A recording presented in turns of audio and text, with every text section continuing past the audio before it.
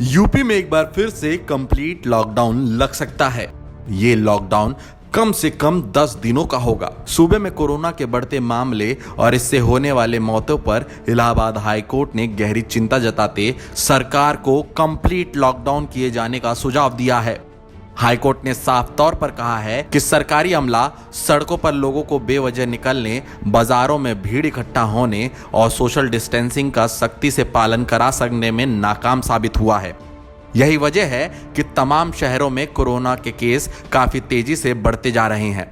High court की division bench का कहना है कि कंप्लीट लॉकडाउन और उस पर सख्ती से अमल कराए बिना कोरोना के संक्रमण को काबू में नहीं किया जा सकता।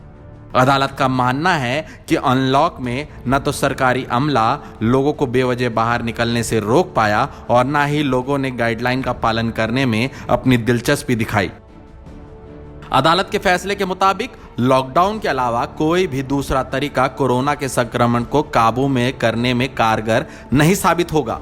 हाईकोर्ट ने तल्ख टिप्पणी करते हुए कहा कि ब्रेड बटर खरीदने के लिए घर से बाहर निकलने से ज्यादा जरूरी जीवन बचाना है। लोगों को समझना होगा कि उन्हें इनमें से क्या चुनना है।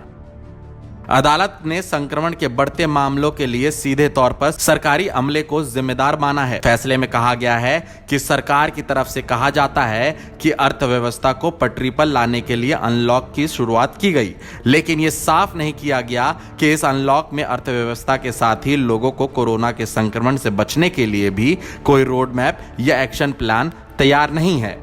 अगर था तो उसका सख्ती से पालन क्यों नहीं कराया गया।